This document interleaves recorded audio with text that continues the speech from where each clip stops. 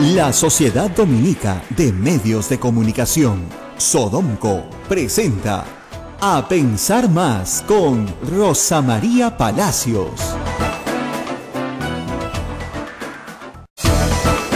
Miércoles 29 de noviembre. Hola, muy buenos días, bienvenidos. Esto es A Pensar Más con Rosa María Palacios. ¿Estás contento hoy día? Hoy sí. Bueno, Barata ya puede hablar. Dice acá el titular de La República y el Comercio también. Vamos a contarles qué ha pasado ayer. A ver. Yo no tenía mucha esperanza, pero bueno, vamos a ver si esto nos da alguna y se las da a ustedes. ¿Qué es lo que ha pasado? Miren, como les he explicado varias veces, Jorge Barata ha sido un funcionario de Odebrecht por muchísimos años en el Perú. Ha estado trabajando en el Perú desde el gobierno de Toledo. Por lo tanto, conoce mucho desde esa época sobre funcionarios públicos, gobiernos, acceso a políticos, campañas, en fin. Es una persona que tiene información valiosísima sobre la corrupción en el Perú por una razón que tiene que estar bien clara. Porque él es un corrupto, de eso no hay ninguna duda. No, es un corruptor, ¿no es cierto? Corruptos y corruptores están de la mano en este caso y trabajan juntos. Él es parte de la ecuación. Nadie puede decir que es inocente. Pero al mismo tiempo, y eso hay que decirlo también, Barata cuenta con un convenio de delación premiada, así se llama ya, en Brasil, por lo cual una condena a 20 años se le ha suspendido a cambio de que colabore con la justicia brasilera cuando sea requerido para ello, y lo ha hecho. Sin embargo, en el caso del Perú, él solicitó a la justicia brasilera que se suspendiera toda obligación de colaboración, teniendo en cuenta que en el Perú no se estaban respetando sus derechos como colaborador en el Brasil. ¿Y qué pasó con la justicia brasilera? Le dieron la razón. Le dieron la razón, ¿por qué? Porque el trato es este, en que se entienda bien. A Barata no se le puede perseguir judicialmente en el Perú. No tiene sentido hacerlo. Primero, porque no lo podemos extraditar. No hay forma de extraditarlo. Y segundo, porque no va a venir voluntariamente, ni que fuera loco, ¿no es cierto? ¿Qué tienen en Brasil? Un convenio. Ese convenio con la justicia brasilera lo protege de una sentencia de 20 años. Si miente, va preso. Así de claro. ¿Qué tiene que hacer Barata? Lo que le diga la justicia. Y si la justicia le pide, la brasilera, colaborar con la justicia peruana, pues lo tendrá que hacer. Por eso es que pide a sus autoridades ya no colaborar, porque no se están respetando sus derechos en el Perú. ¿Y por qué no se estaban respetando sus derechos en el Perú? Porque el señor Hamilton Castro y el fiscal Juárez Atoche, ambos, al grito de al ladrón, dijeron, no, es corrupto y hay que procesarlo. Entonces, ¿qué es lo que estaban haciendo en realidad? Y esto fue puesto en evidencia por mí hace varios días, este domingo de nuevo en La República, he insistido esto varias veces, estaban logrando que no hubiera colaboración eficaz de Barata. ¿Y qué se lograba con eso? Que no supiéramos la verdad, pues. Jugadaza. O sea, los fiscales se hacían pasar por grandes defensores, ¿no?, en la lucha contra la corrupción, y lo que estaban haciendo era obstaculizar un convenio de colaboración eficaz con Barata que contara todo. Vivazo, ¿no? Entonces tú dices, no, es que los fiscales quieren asegurar pues que este hombre vaya preso. Este hombre no va a ir preso en el Perú nunca. Claro. Nunca, porque no puede ser extraditado. Estamos perdiendo el tiempo. Su plata, que se le embargan, ¿no es cierto?, no es la que va a pagar el fuerte de la reparación civil. ¿Va a pagar reparación civil? Sí, porque los colaboradores eficaces en el Perú llegan a un acuerdo para pagar reparación civil. Pinchi pagó reparación civil. Llegan a un acuerdo, por supuesto. Y ese pago de reparación civil está garantizado también por, de pronto, las condiciones para ser colaborador eficaz. Claro, por eso hay toda una negociación. Entonces ese argumento queda por los suelos. Por eso, pues ahorita vamos al argumento del procurador Ramírez, que es un disparate completo, y la Procuraduría Anticorrupción ha sido en eso consistente de la fiscal Ampuero, que se les dio por que no querían colaboración ni siquiera de Marcelo Odebrecht. La fiscal Ampuero se paró y se fue, y dijo, no, si tenemos que darle inmunidad, entonces no vamos a escuchar nada. Discúlpenme, ¿para quién están trabajando? O sea, digan la verdad, están impidiendo un acuerdo. Y eso ha sido sostenido todo el año. Hemos perdido un año entero. Barata en un primer momento habla con los fiscales brasileños, les da un paquete de información. Luego habla con los fiscales peruanos, les da otro paquete de información. Tiene una seña, lo que se llama una seña de buena voluntad y disposición para hablar. ¿Qué hace el fiscal Hamilton Castro después de escucharlo? Le abre proceso por colusión en la Interoceánica, cuando estaba discutiéndose su colaboración eficaz. ¿Qué hace el fiscal Juárez Atoche? Lo procesa por lavado de activos. Ese proceso continúa, ojo, y Barata no va a hablar hasta que Juárez Atoche no le pida lo mismo al juez Carguancho, exactamente igual. Vamos a ver para cuándo Juárez Atoche se lo pide. ¿Ya? Porque ahí sí los apristas están segurísimos de que tienen la cosa arreglada. Con Hamilton Castro creían lo mismo. Pero a punto de decirle al fiscal, oiga, señor fiscal, saque a Hamilton Castro y ponga un fiscal valiente, ¿no es cierto? Parece que el fiscal Hamilton Castro se dio cuenta que estaba en aprietos y decidió cambiar de estrategia. En buena hora. Pero si el fiscal Juárez Atoche no va a cambiar de estrategia, sería bueno que el señor Hamilton Castro le cuente pues cómo es, ¿no? Cómo se sufre en la vida. Y que esta misma semana, o la próxima, se fije fecha para volver a pedir la calificación de Barata en un caso de lavado de activos. Un caso de lavado de activos inventado, además, porque es la unidad de inteligencia financiera detecta bienes de Barata en el Perú, dinerarios, cuentas, y a raíz de eso, lavado de activos. ¿Cuánto se puede dilatar ese proceso en el caso del juez Juárez Atoche? Perdón, del fiscal Juárez Atoche. Esperemos que poco. Pero hay un plazo. Ah, sí, no, puede ser en la vida eterna. Está en su potestad.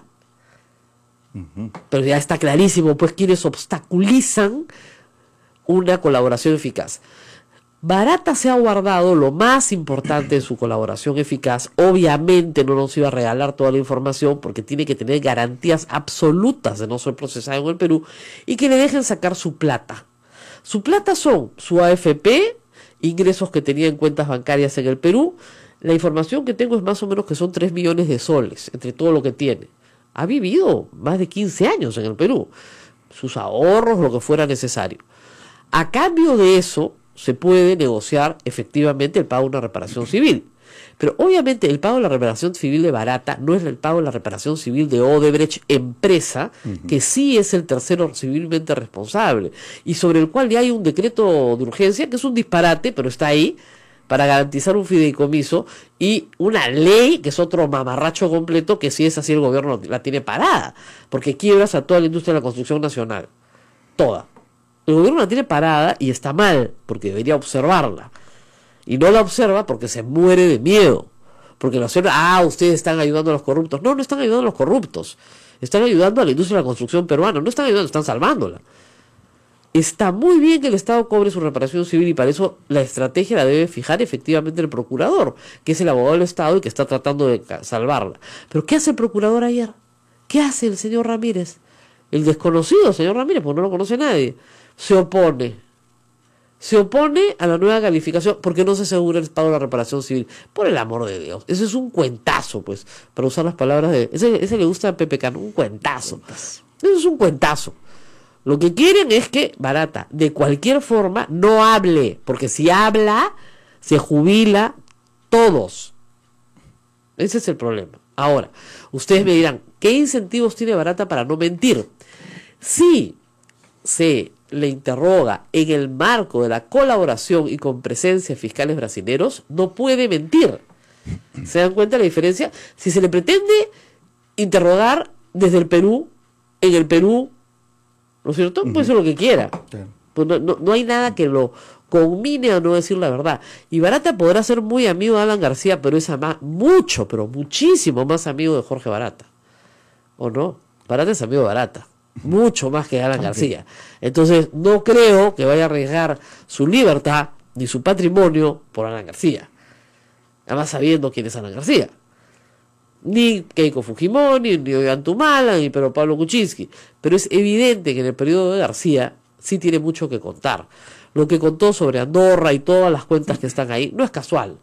Él tiene que saber quién es el destinatario final de esas cuentas que no se movieron y que son cuentas de testaferros.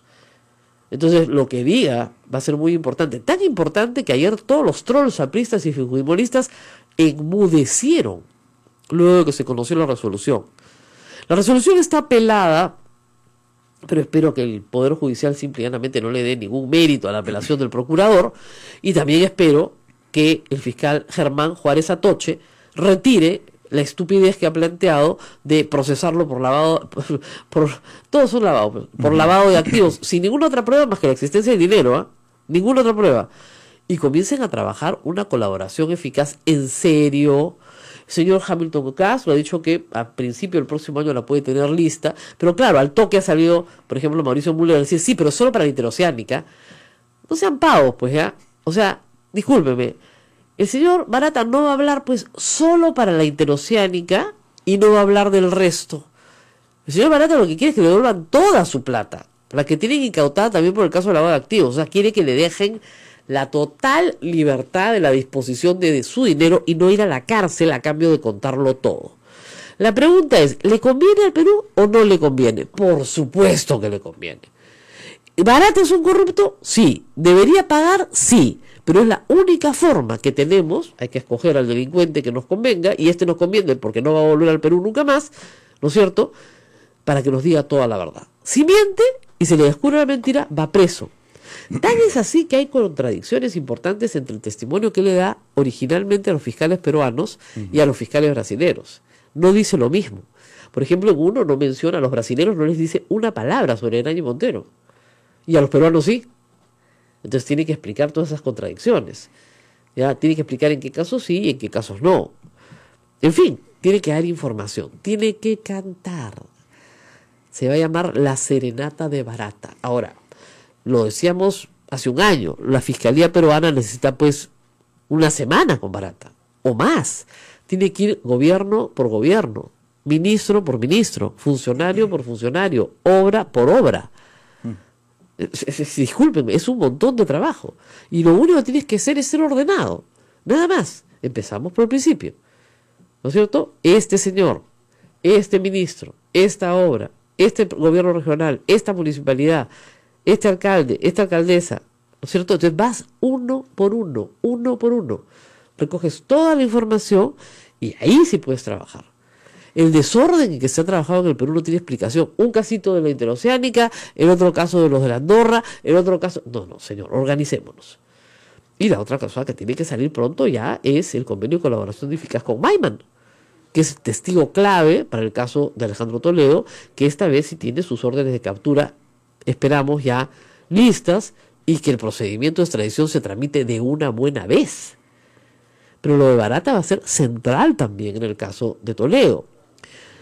Barata ya era innecesario porque Maiman iba a contarlo todo, pero su testimonio corrobora a Maiman. Entonces, si su testimonio no podía ser usado en juicio, Maiman no tenía corroboración.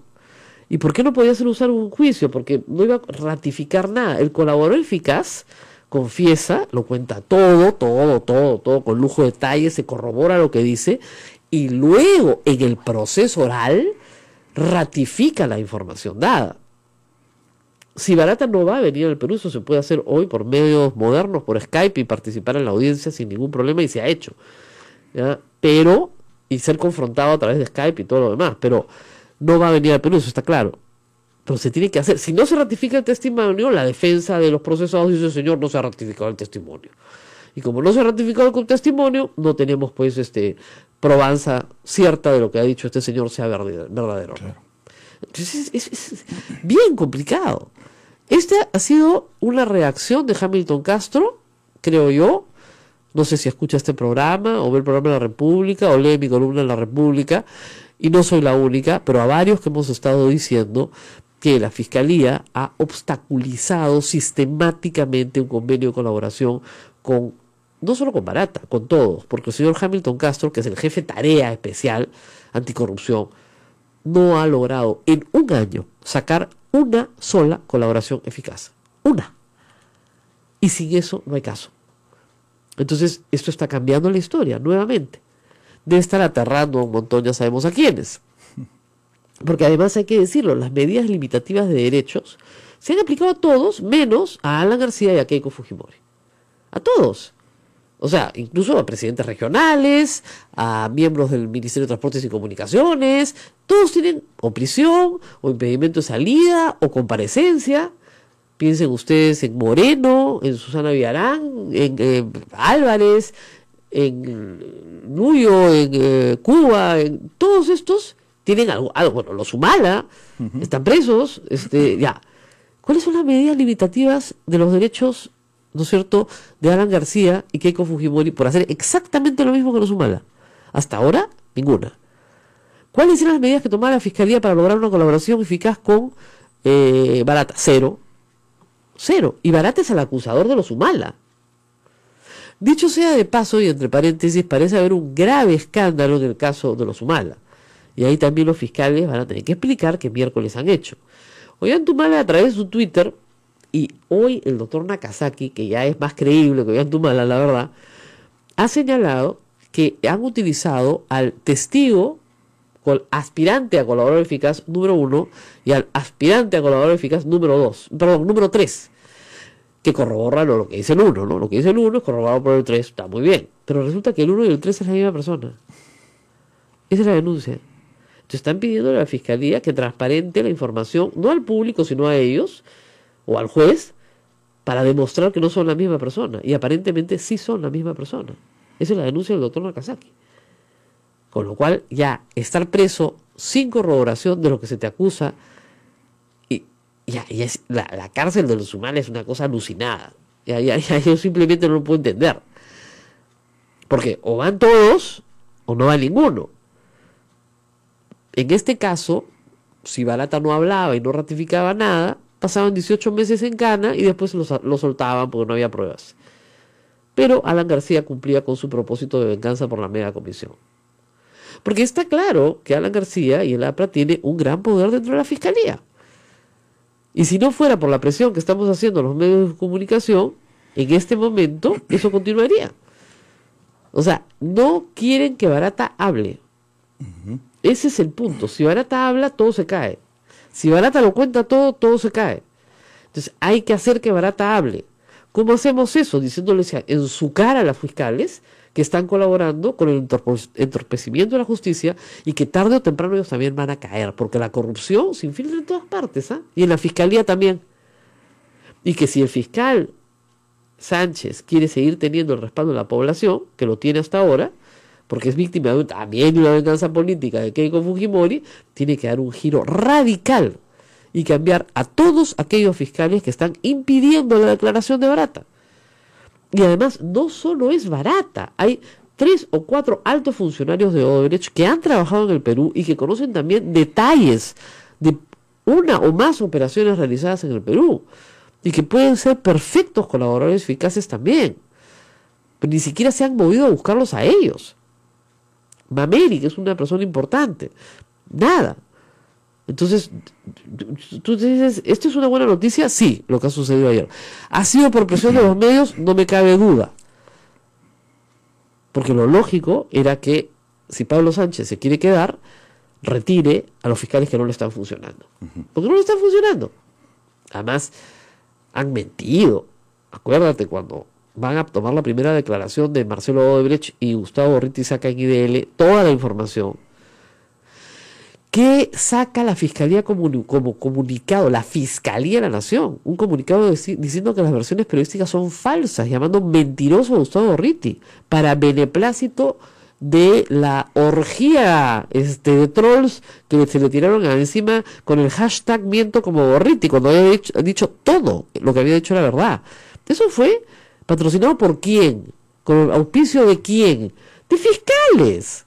De fiscales infiltrados que tienen relaciones abiertas con el partido aprista y que no quieren que Barata hable. Y eso tiene que cambiar. Eso tiene que cambiar ya. Esperemos que el señor Hamilton Castro pues haya hecho un acto de contrición. No sé, tal vez, ¿no? Pero falta el otro. Y varios más. Que no se hagan los iluminados ahora y que, por decir, no, estamos persiguiendo al delincuente. Sí, claro, al delincuente, claro. Al delincuente que sabes que no vas a poder chapar nunca. Y que es el que te da la información de los peces más gordos de la política peruana.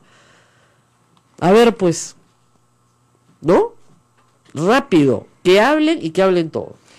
Y que hablen bastante. Entra Barata a escena. Entonces. Esperemos. Tenía que entrar a escena hace horas, es una sesión. ¿No? Claro, hace tiempo que tenía que entrar a escena y no entraba a escena y no entraba a escena. Él pedía que lo saquen, la investigación se caía, porque ya el señor había pedido a una jueza en Brasil que no lo interroguen y le habían dado la razón por el maltrato recibido en el Perú. Porque los actos de los fiscales peruanos, es lo que no se entendía acá, demostraban a la jueza brasilera que no se quería que él hable. Imagínense la el papelonazo internacional, además.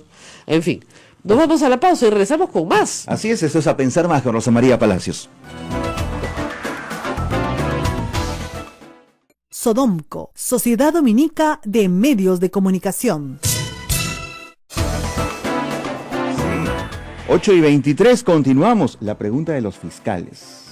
¿Qué nos garantiza que las preguntas de los fiscales sean las más acertadas, Rosa María? Bueno, si no son las más acertadas, en este caso lo vamos a saber más o menos rápido, porque todo se filtra. Okay. Con lo cual tendrán que someterse pues al repudio popular.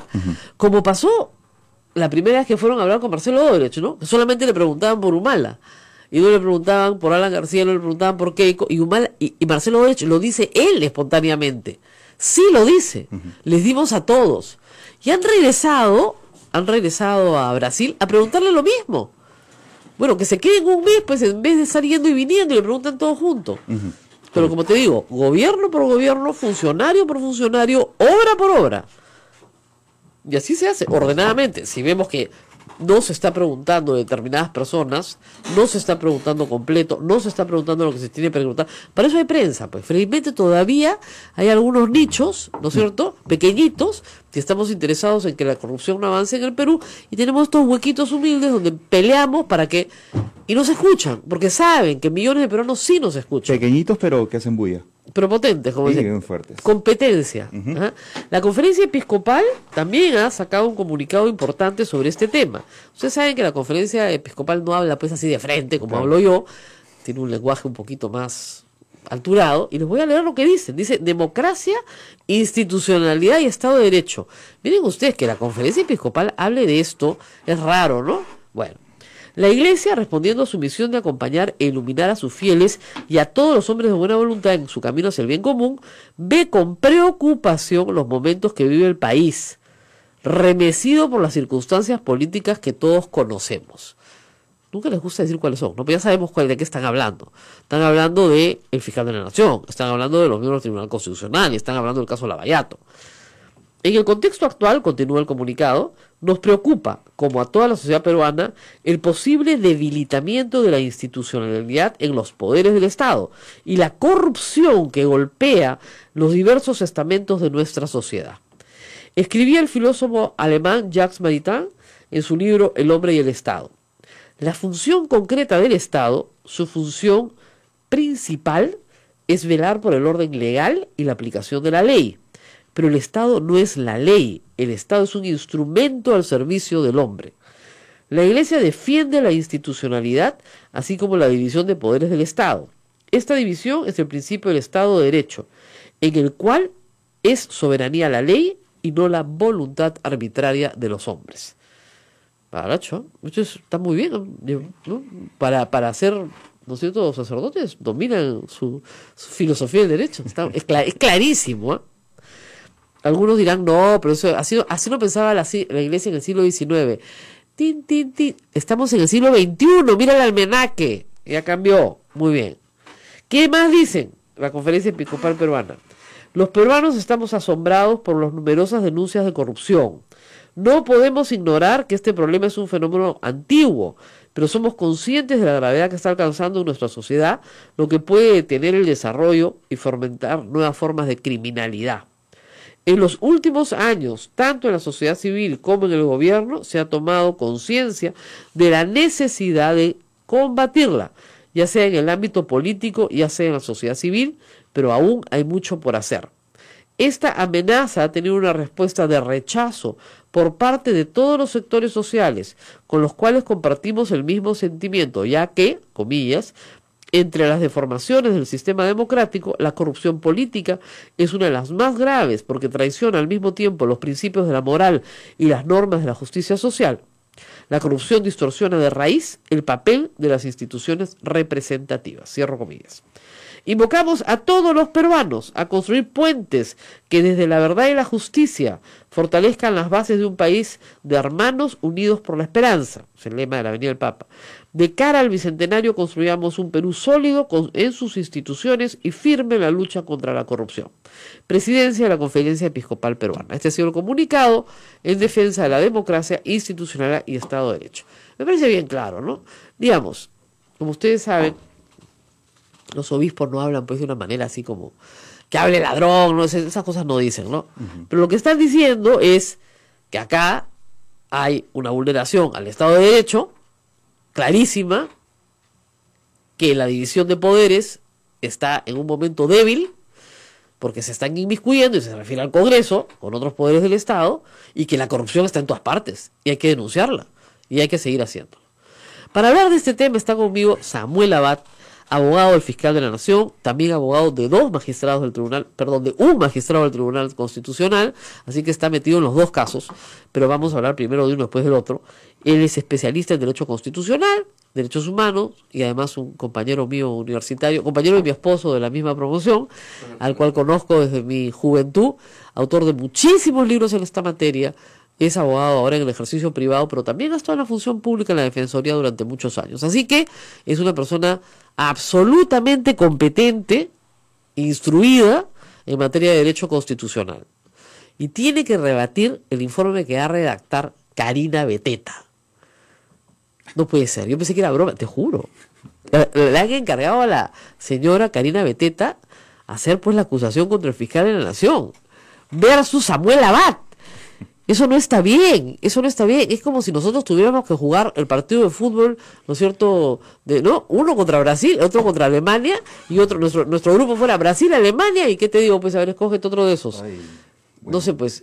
Con Rusia, ¿no? Claro, Ya, no, pues, es como si, a ver, para que tengan una idea, es como si la U jugara contra Manchester United, ¿ya? ¿Quién creen que va a ganar? ¿Ya? Pero bueno. La U. Ya contra el Barcelona, la U. Hay cosas pues complicadas. Sí, complicadas. Muy bien, doctor, gracias por estar con nosotros. El fiscal de la Nación ha sido denunciado por, hay que decirlo, una acusación, lo que se llama en derecho una acusación frívola. Lo acusan de no luchar contra la corrupción, lo cual es una generalidad y una banalidad, y la señora Jennifer Milka toma por nombrar a Hamilton Castro, que en realidad ha logrado que se abra un proceso contra Hamilton Castro, y Hamilton Castro milagrosamente ha cambiado de actitud esta semana, ya ha decidido servir a la justicia, cambiarle la calificación a barata. Es otro Hamilton Castro, ¿eh? Sí. Las cosas que pasan, en fin. Pero lo que nos preocupa es que la designación de José Domingo Pérez, un fiscal muy respetado en el Poder Judicial y en el sistema jurídico, haya causado la ira de Keiko Fujimori, porque ese sí que es bien incorruptible, por lo que me han contado, y haya causado esta decisión de denunciar al fiscal de la Nación a como de lugar, porque han puesto un fiscal incorruptible a ocuparse de ella. Bueno, eso fue lo que nos dijo el fiscal de la Nación. Me dijo, no tengo duda que esta acción se inicia para sacarme del cargo por culpa del proceso contra Joaquín Ramírez. O sea, esa fue una declaratoria de guerra, ¿no? Vamos a ver ahora cómo vienen los cañonazos, doctor. A ver. Bueno, Rosa María, muchas gracias por la invitación. ¿En qué se basa la defensa del fiscal? Bueno, muchas gracias por la invitación y gracias por tus palabras. En primer lugar, quiero ser muy claro que estamos asumiendo una defensa jurídica del fiscal de la Nación como de un magistrado del Tribunal Constitucional, para que quede absolutamente claro. Y en segundo lugar, en el caso concreto del fiscal de la Nación, basta leer las denuncias para darse cuenta que estas denuncias no tienen sustento jurídico. Es decir, la explicación jurídica es muy débil. El sustento jurídico es muy débil porque dicen, como tú decías, el fiscal de la Nación no actúa, o el fiscal de la Nación ha designado a fiscales superiores o provinciales con los cuales debió designar a otros, pues no estoy de acuerdo. Nadie puede considerar que una omisión supuesta o una designación que a alguien no le gusta implique una infracción de la Constitución. Un primer elemento es tomar en cuenta las conductas que se imputan y ver si éstas tienen alguna relación con una norma de la Constitución. La Constitución no dice quién debe ser el fiscal. La Constitución no dice cómo debe actuar el fiscal de la Nación.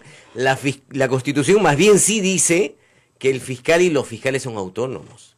Es decir, el fiscal, por el ejercicio de su función, no puede ser acusado. El fiscal, si a una persona legítimamente no le gusta su forma de actuar, no puede motivar una acusación constitucional. Es más, el fiscal de la Nación no le ordena a ningún fiscal provincial cómo debe actuar. En consecuencia, sustento jurídico no tiene. Realmente llevar a cabo los descargos desde un punto de vista jurídico no es un gran debate. Aún no nos notifican, es cierto, oficialmente hasta el día de ayer, la Subcomisión de Acusaciones Constitucionales no nos notifica. Como sabemos, la semana pasada, el lunes de la semana pasada, la Comisión Permanente declaró que continuaba con el procedimiento. En vez de archivarlo, claro, lógico. Claro, y estableció un plazo de 15 días. Lo que ocurre es que de lunes a hoy día, por lo menos hasta ayer puedo anunciar, porque estamos muy temprano, quizás llegue hoy día, hasta ayer, más de una semana, no había llegado la comunicación oficial para que el fiscal de la Nación pueda hacer uso de sus descargos. Claro. Porque son 5 días adicionales cuando lo notifican, entonces no se entiende cómo se aprueban 15 días y luego no se cumple con O sea, un los plazo primeros de notificar. 7, claro, los primeros 7 No existen. no existen. No existen. Porque no se ha notificado. Entonces se corren los 15 después. Exacto. Porque o sea, para que entienda la gente, cuando a ti se te notifica de que tienes un plazo de 15 días, el plazo corre a partir de la fecha en que tú recibes la notificación. Porque si no, así cualquiera, pues no. Yo te notifico el día antes de que vence el plazo. Yo ya te notifiqué, pues no, así no juega Perú. A ti te notifican y el plazo corre a partir del instante en que tú eres notificado. Entonces, si hoy día ya estamos casi terminando el mes y la legislatura termina el 15 de diciembre, yo no sé cuándo van a ver esto en el Pleno. No tengo idea, lo que queda claro es que hasta ayer no nos han notificado, de ahí cuando nos notifiquen habrá que presentar los descargos. Pero, evidentemente en pero, los doctor, descargos el descargo, sustentaremos las razones por las cuales esta denuncia no va. pero el descargo se lo hace pues un practicante, no es el artículo 139 de la Constitución, inciso 1. O sea, los fiscales y los jueces y los magistrados son autónomos en sus decisiones. ¿Esta decisión que toma el fiscal de la Nación es parte de su función? Sí. ¿Está en su ley orgánica? Sí. ¿Cuál es la infracción a la Constitución? ¿Qué artículo? O sea, citen usted el artículo infringido. Ninguno. Entonces se acabó, pues, yo gratis le hacía la defensa. Facilita. Claro, porque al final citan artículos el 139 y el 159, uno de los cuales tiene que ver con las funciones del fiscal de la Nación y del Ministerio Público. Al revés. En consecuencia, desde un punto de vista jurídico en estricto, las acusaciones constitucionales no tienen sentido. El informe de la Subcomisión de Acusaciones, que sintetiza un poco estas denuncias, lo que dice es: habría una ruptura del principio de buena administración pública porque el fiscal habría realizado nombramientos poco diligentes. O sea, la poca diligencia no implica una infracción de la Constitución. Por poca diligencia me llevo preso pues a todo el Perú. Es que escúcheme, es que esto es un disparate. Pero vamos a un tema que me parece más importante y ahí sí necesito su ayuda constitucional. ¿Cuánta gente en el Congreso, o sea, cuántos parlamentarios tienen que votar para que se apruebe la acusación constitucional? Ya. Dice la Constitución y el reglamento, 2/3, es decir, son 130, entonces son 87 los que tendrían que votar. Porque ustedes saben que yo les he dicho es 86, sale 86.6 2/3, pero no vienen por 0.6 los congresistas, o sea que son 87 personas las que tienen que votar. Muy bien. Pero los miembros de la Comisión Permanente no votan. Entonces hay solo 104, porque son 26, hábiles para votar. De esos 104 hay que llegar a 87, de todas maneras. No. Entonces yo me he equivocado. A ver, por partes. ¿Cómo es? Vamos por partes. ¿Cuál es la lógica de esto? Primero, hay que tener claro que en el caso del fiscal de la Nación, porque el supuesto del tribunal es algo distinto, un poquito distinto, en sí. el caso del tribunal denuncian por todo, acá denuncian por infracción de la Constitución. Así es. Vale decir, no mencionan para nada delito. Así es, no hay delito. Y como es infracción de la Constitución, para la opinión pública tiene un procedimiento y una lógica distinta. Sí. Aquí, cuando es infracción de la Constitución, ¿quién decide? El Congreso por sí y ante sí. Y nadie más. Es decir, no va al Poder Judicial, No. es el Congreso el que lleva a cabo el procedimiento y sanciona. Así es. ¿Qué puede hacer? ¿Cuáles son las sanciones? 3. Inhabilitación Suspensión. o destitución. Eso. Lo que han pedido es destitución Más o inhabilitación. Así es. ¿Qué ocurre? Que como quiera que aquí la Comisión Permanente, si prospera, yo espero que no prospere, pero si prospera, actúa como una suerte de acusador, la lógica es que el acusador no puede ser juez y parte. Y por eso en el Pleno se dice, la Constitución no se incluye a los acusadores, léase a la Comisión Permanente. Así es. No pueden votar. Lo que significa, Lo que significa es que los 2/3 Ajá. no serían del total, sino el cómputo de los 2/3 sería excluyendo a los integrantes de la comisión O permanente. sea, 60 y... Lo que ocurre también, hoy día en la comisión permanente son 26. Así es. Y ahí determinarán efectivamente si asistieron los 26 ese día, al momento Pero de llevar a supongamos cabo que la así- acusación, tendría que ser, si Restar. fueran los 26, restar 130 menos 26 y sobre esa base sacar Ahora, los 2/3. 2/3 de 104 ya es 67, ¿no es cierto? Debe ser, ¿no? No, yo he hecho toda la matemática, he Perfecto. hecho un programa, voy a tener que corregirme ahora en la República, porque yo decía, no les alcanza, de hecho no les alcanza los No, votos. no les alcanza porque todavía requieren una proporción. La comisión permanente mantiene la proporción del pleno. Tienen 15. Es decir, la proporción se mantiene en términos generales.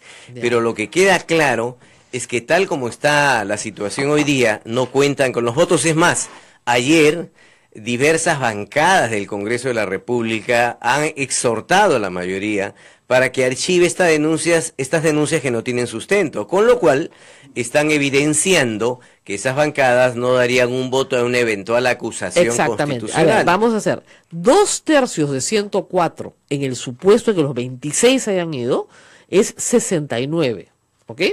69.3, pero digamos que son 69, no va a ser que vaya a ser 70. Pero ¿qué pasa? Que el Fujimorismo, que tiene 72 personas, ¿ok? Consideremos que Jenny Vilcatoma está con ellos, hay que restarle 15. Entonces solamente tiene 57. Llegar a 70 es muy difícil. Si fueran 5 o 6 la hacen, pero llegar hasta 70 no van a poder. Yo calculaba que era igual 87 de los 104. Baja. Ajá. Igual, no llegan. Es que el número de parlamentarios de la comisión se resta del pleno, del total. No, yo Claro. pensé, sí, Lo pensaba, sí, claro, no, claro. que 104 son hábiles, 104 son hábiles, eso está clarísimo. Sí. ¿Ya? Esa no hay discusión, pero lo que yo pensaba es que igual el requerimiento era de 87 de los 104. Y ahí sí, si el Fujimorismo solamente tiene 72 menos 15, no llega pues a 87 ni pujando. Le falta, Claro, pero tiene 57, más le, lejos todavía. le faltan 30. Al margen de los votos, yo creo que es importante que este caso no llegue al pleno. De verdad, un caso de esta naturaleza donde se cuestiona la supuesta poca diligencia, donde se cuestiona que se ha ampliado la facultad de los fiscales, Es donde una se bravata. dice que hay una falta de rectitud, una aparente inclinación a la no persecución de todas las partes involucradas en la investigación, donde en el fondo se está cuestionando el ejercicio de la función fiscal. El Congreso no le puede decir al fiscal cómo debe actuar. En realidad, esto deja una mala sensación, tal como ocurre con el Tribunal Constitucional. O sea, el Congreso no comparte una decisión del tribunal, me parece legítimo, No le pero eso gusta. no implica que lo acuse. El Congreso no está de acuerdo como el fiscal de la Nación y el Ministerio Público lleva a cabo la investigación, me parece legítimo, pero no implica que lo acuse. O sea, estamos dando un mensaje equivocado. El Congreso, que es un órgano respetable, pero es un órgano político, tiene que respetar las autonomías y las independencias. El Perú Es que hay una requiere confusión. institucionalidad. Hay una confusión que yo siempre le he dicho alguna vez a algún invitado, me dijo, usted no puede seguir criticando la resolución. No, un momentito, ese es mi derecho constitucional. El derecho de crítica Claro. a las resoluciones judiciales, y por extensión a las arbitrales, a las fiscales, a Todo. cualquiera que ésta sea, es un derecho constitucional. O sea, a mí no me lo puede quitar nadie. Pero una cosa es que yo critique y otra cosa es que sea viable que yo denuncie. Es decir, a mí no me gusta la sentencia. No me gusta, pues. Me parece una mala sentencia, no estoy de acuerdo, etcétera. Pero yo no la puedo cambiar. Y yo no puedo meter preso al juez para que la cambie. O no puedo destituir al juez para que la cambie. Porque el día que eso pase, nos vamos a la barbarie. Se acabó el Estado de Derecho. Claro, el Congreso no puede ser una tercera instancia. No puede No, ser no, una instancia de pero además- revisión. no, pero es peor, doctor. Vamos a ir a la pausa y regresamos, vamos a explicarle al público. Aún si el Congreso, en un acto de barbarie, destituyera a los magistrados, la sentencia de esos magistrados Sí, claro, no se cambia. mantiene, se mantiene. Se mantiene exactamente igual. No vas a cambiar el resultado. La sentencia no cambia así, lo ametrallas al juez. ¿Se dan cuenta? Así es como cuando los delincuentes quieren matar a un juez para cambiar un fallo. No, papito, ya falló.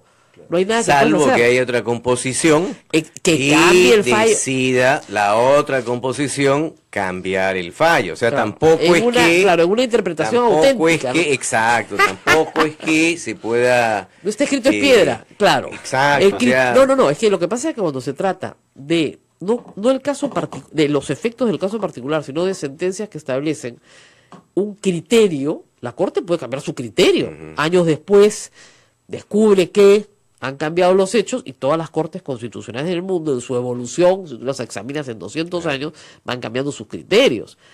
Pero no cambian la realidad. O sea, ya pasó eso. Esa sentencia ya se dio.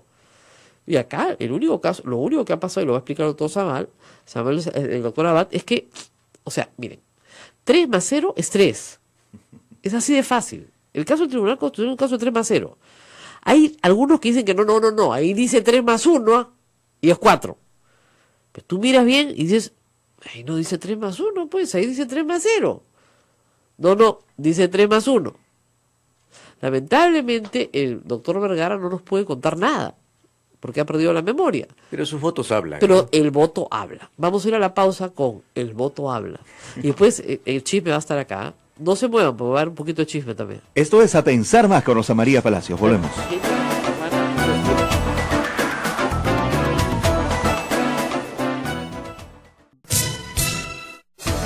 Así es, estamos en la Sociedad Dominica de Medios de Comunicación, integrada por Radio Santa Rosa en Lima, Radio Santo Domingo RSD Chimbote, Radio San Martín Arequipa, Radio Veritas RTV Cusco, Radio Cepagua Ucayali, Radio Quillabamba La Convención y Radio Madre de Dios en Puerto Maldonado.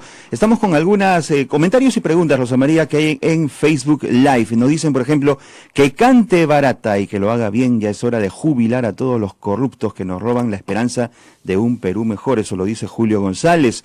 Miriam Zorrilla dice, ese barata viene con truco y la Fiscalía solo hace preguntas selectivas.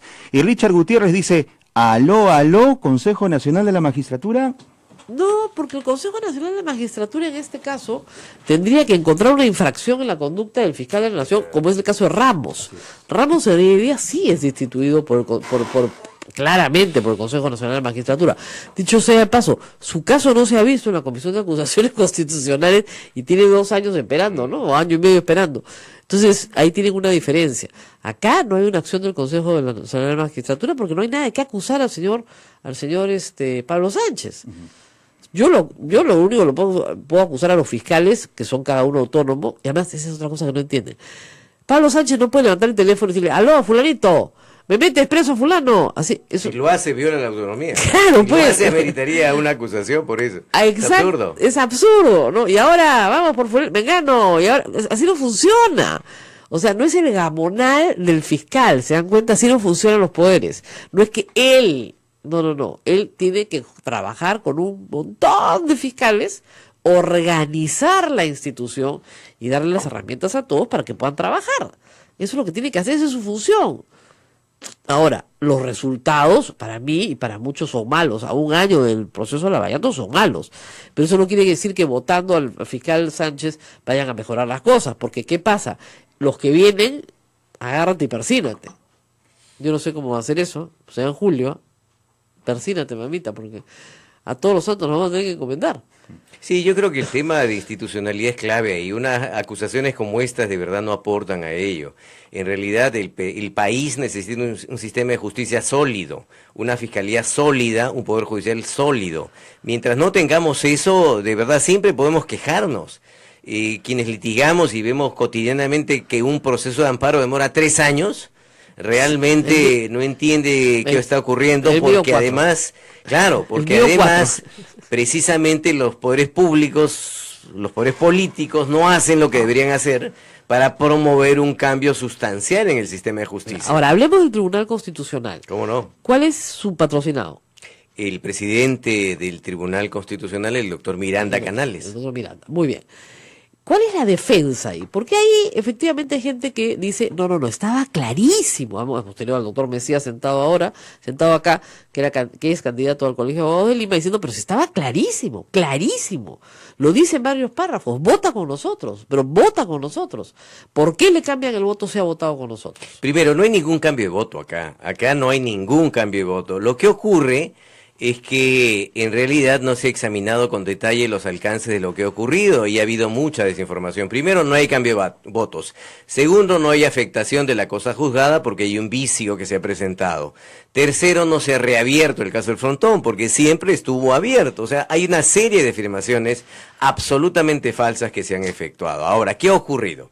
Lo que ha ocurrido sencillamente es que hace algún tiempo se emitió una sentencia por parte de la anterior conformación del TC y en esa sentencia firmaban 4 magistrados, entre ellos el doctor Vergara, pero a la vez Vergara adjuntaba un voto que no le puso ningún adjetivo, solamente puso voto, no puso ni singular ni nada, voto, una cosa inusual, que ya presentaba dudas e incoherencias.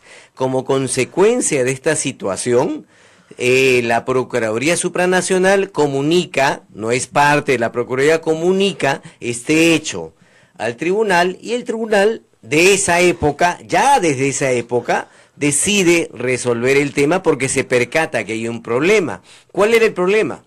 Muy simple, el problema era que la mayoría decía que el caso del Frontón no era un delito de lesa humanidad y que ya había prescrito. Eso decía, y que en consecuencia ordenaba que el juez penal que seguía el trámite del Frontón le ordenaba que elimine la palabrita lesa humanidad. Pero que los procesara igual.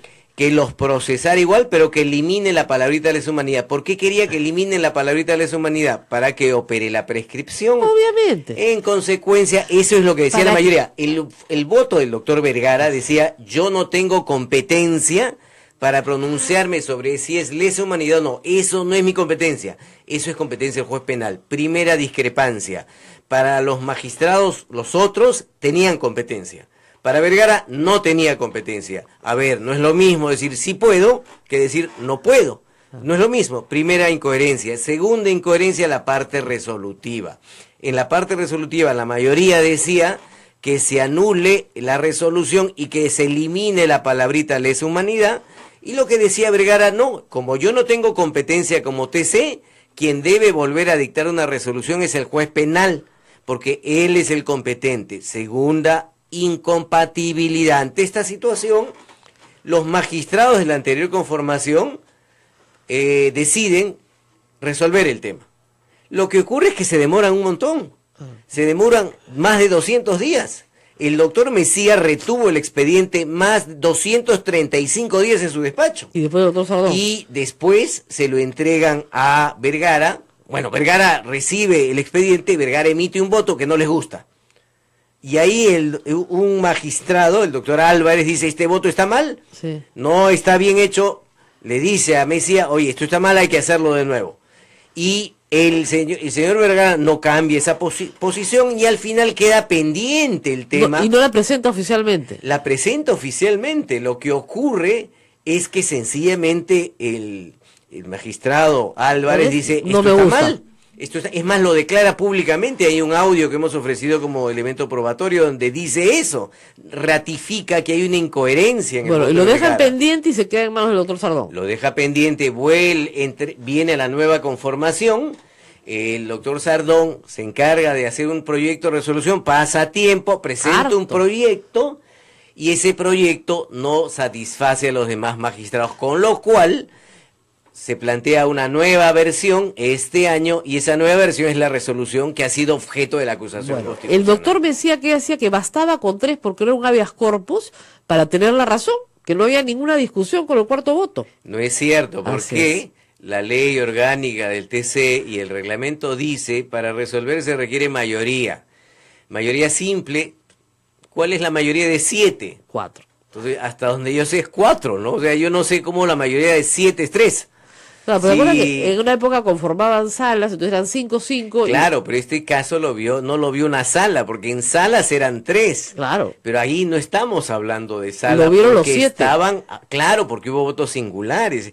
Estamos hablando de una resolución del Pleno del Tribunal Constitucional. Entonces, decir la mayoría de 7 es 4 es como no saber sumar, ¿no? Bueno, hay problemas pues con las sumas. Ahora, yo hago una pregunta que ha estado flotando en el ambiente. ¿Es posible que el voto del doctor Vergara sea nulo per se, y le explico por qué. El doctor Vergara sufre una enfermedad degenerativa, supongo que es Alzheimer, medio ha perdido toda la memoria, pero es posible que hace 4 años los estragos de esta enfermedad ya estuvieran en él, y por lo tanto sus votos podrían no entenderse y generar profunda confusión. Entonces, por incapacidad en la persona, es una situación anómala completamente, ¿podría establecerse que el voto del doctor Vergara es nulo? Bueno, ese no ha sido el Yo lo tema sé. objeto de examen en la defensa. Yo lo sé. Porque sencillamente es un tema que debería acreditarse y es subjetivo. En realidad, nosotros estamos evaluando a partir de los datos objetivos que fluyen del expediente.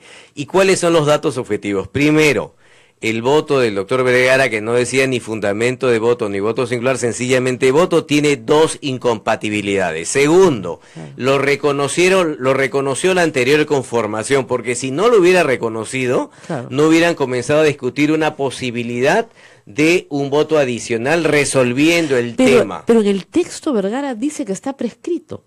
En su voto dice que se ha prescrito el crimen. Lo que ocurre es que en el voto original de Vergara, porque después recuerda que hay un proyecto de voto que no culmina en resolución, lo que dice Vergara es muy simple. Dice, yo tengo una opinión sobre el tema de lesa humanidad, ¿desde cuándo se aplica? Claro. Perfecto, es legítimo que tenga su opinión, es lógico. absolutamente legítimo. Y quienes aluden al tema de que sí habló de lesa humanidad, se circunscriben a ese tema. A ese párrafo. A ese párrafo. Él dice, yo tengo mi opinión sobre lesa humanidad, pero agrega, y esto es clave al momento de resolver, No. agrega, yo no soy competente. O sea, yo tengo El esta es mi posición, pero no me compete a mí. Pero yo no soy competente. Yo soy competente para ver temas de inconstitucionalidad y el competente para estos temas es el juez penal. Claro. Como es el juez penal, yo anulo para que el juez penal se vuelva a pronunciar. Entonces no es lo mismo decir sí soy competente que no soy competente. Claro. Es como el Congreso dictara una sentencia. Puede ser fantástica la sentencia, linda, pero no tiene competencia. Claro, porque van a sentenciar.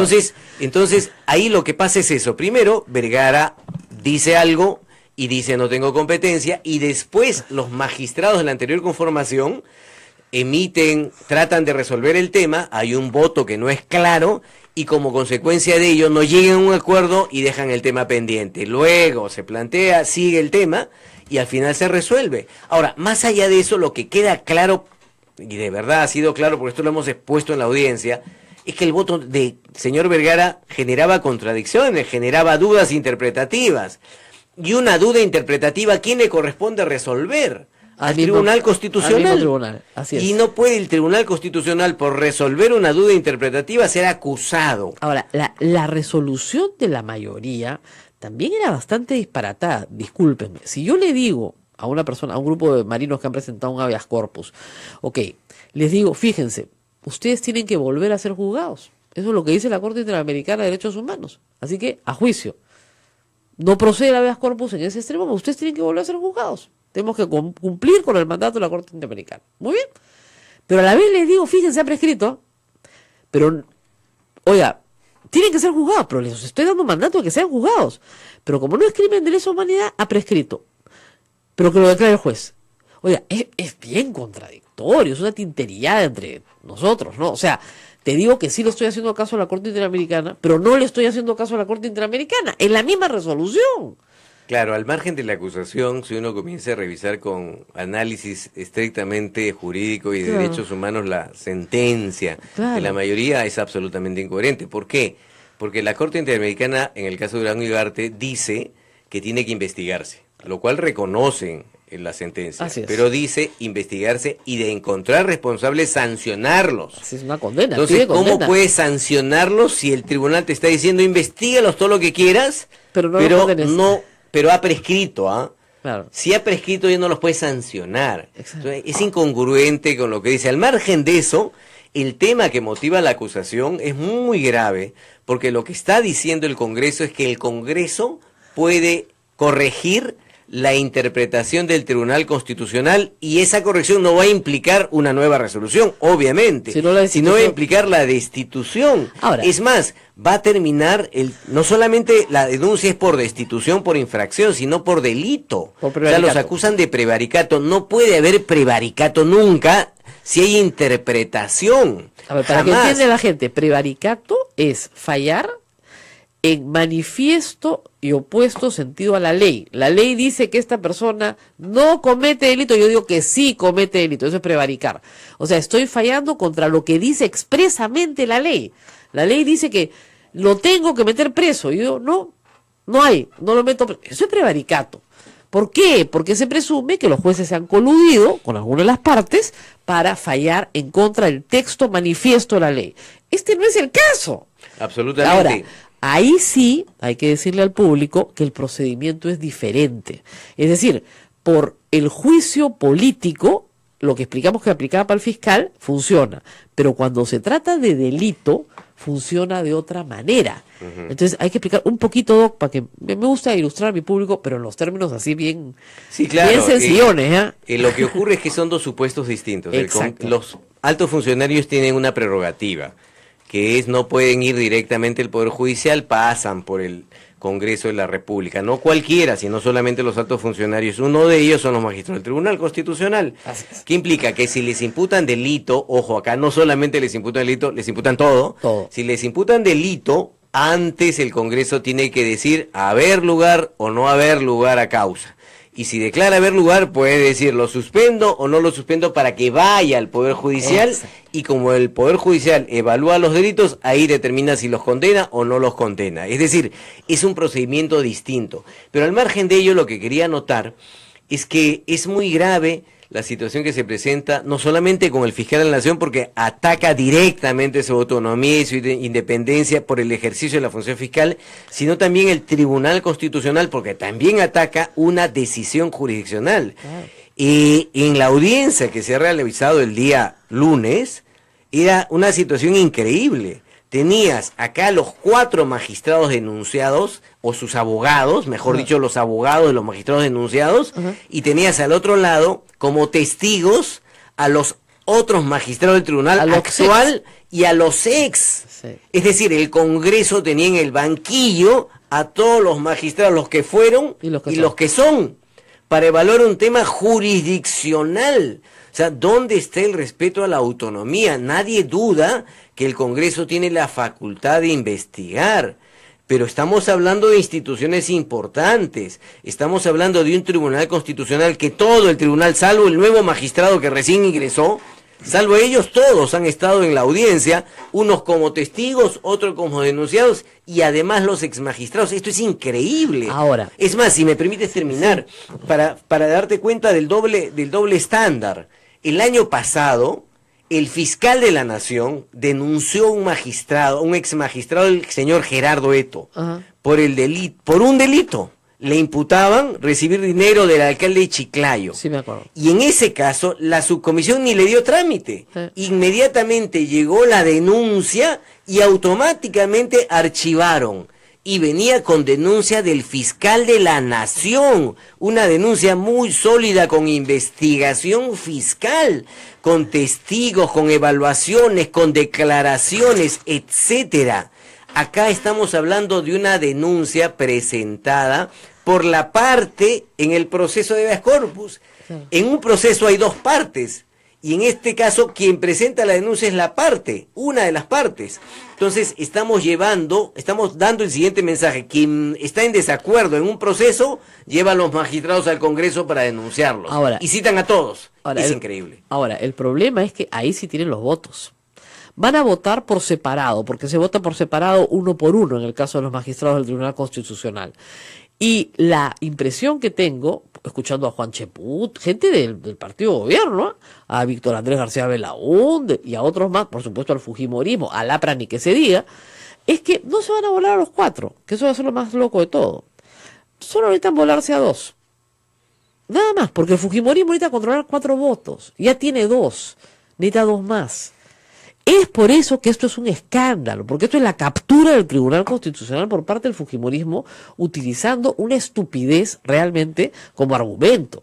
O sea, nadie puede ser juzgado por sus votos, porque si vamos a juzgar a los magistrados por sus votos, tenemos que juzgar a los congresistas por sus votos. Claro. Cuando termine este Congreso, porque terminará, los congresistas que votaron a favor de esta barbaridad tendrán que ser inhabilitados también, porque han infringido la Constitución. Tendrán que ser sometidos a proceso, los que están en la comisión permanente y los que están en el pleno. Y puedes terminar sometiendo a 50, 60, 70 congresistas, ¿no es cierto?, a una imposición inhabilitación por infracción de la Constitución, dado que la Corte Interamericana de Derechos Humanos va a reponer a estos magistrados, ¿cómo les explico? En 5 segundos. No sé si se demoren 2 o 3 años, pero lo van a reponer de todas maneras, porque ya los repusieron una vez casi por lo mismo.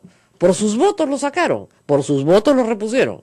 Por no una aprende. situación que vale la pena recordar, hace 20 años, el año 97, se les acusó. El tema de fondo, ¿cuál era en esa época? El tema de fondo era la decisión sobre la reelección presidencial. Así es. La ley de interpretación No auténtica. Ese era el tema de fondo. Pero como recordarán, y es bueno recordarlo, el argumento no fue ese. No. El argumento fue los magistrados, los 3, al resolver una aclaración, asumieron el rol de los 7. Claro. 3, como resolvieron una aclaración sobre el caso de la reelección. Aplicaron una cosa que se llama control difuso. No, esa no fue la denuncia. La denuncia, o sea, los 3 magistrados aplicaron el control difuso, pero por ahí no los denunciaron. Claro. Los denunciaron porque cuando se presentó una aclaración sobre el tema del control difuso, ellos resuelven la aclaración, dicen que no hay nada que resolver porque no hay nada que aclarar, y los denuncian porque al momento de resolver la aclaración han usurpado el rol del tribunal, porque 3 no pueden resolver un caso de 7. Por la aclaración, no por el tema de la sentencia. Se parece mucho. Es decir, era un argumento jurídico sin sustento y que no aludía al tema de fondo, en teoría, que era el tema que todos sabían, que era la relación, era un pretexto. Igual acá se está presentando una acusación por resolver una subsanación. Claro. Es decir, no por la sentencia, sino por la subsanación, y ahí se desarrolla esta teoría que en el fondo pretende o bien destituir o bien denunciar por prevaricato. Es decir, el Congreso le estaría diciendo, que es un órgano político, le estaría diciendo a 4 magistrados del tribunal que ellos han infringido la Constitución, lo cual no es muy coherente porque el tribunal se supone que es el que interpreta la Constitución.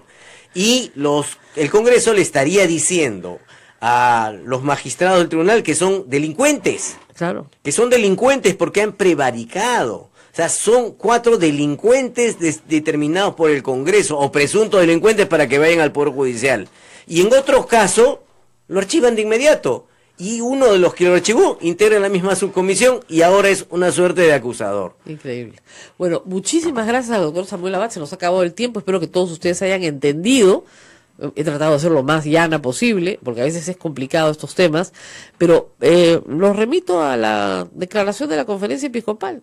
Sí, y acá hay que defender principios. Acá estamos hablando de autonomía, independencia. Hoy día se inaugura el CADE. Y uno de los temas claves es que no debe haber brechas, que no debe haber distancias entre la institucionalidad y la economía. Acá avanzamos en la economía, pero en la parte institucional seguimos siendo débiles. Y no solamente la estamos destruyendo más. Tenemos que aprender, o sea, no puede ser que no apostemos por una institucionalidad. A mí, como profesor de constitucional, ver cómo opera esta situación realmente me preocupa sobremanera, porque el discurso constitucional no solamente es un discurso, es parte de la vida y del sentimiento de las personas, y eso todavía no cala en el país. Muy bien, nos tenemos que despedir. Nos fuimos de largo, ¿eh? Sí. Gracias a toda la red en provincias que nos está escuchando y nos quiere matar, pero mañana prometo ser más puntual. Nos vemos mañana. Hasta mañana, cuídense.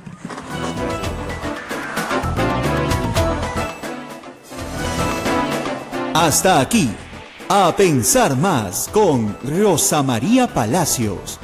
Este programa fue producido por la Sociedad Dominica de Medios de Comunicación, Sodomco.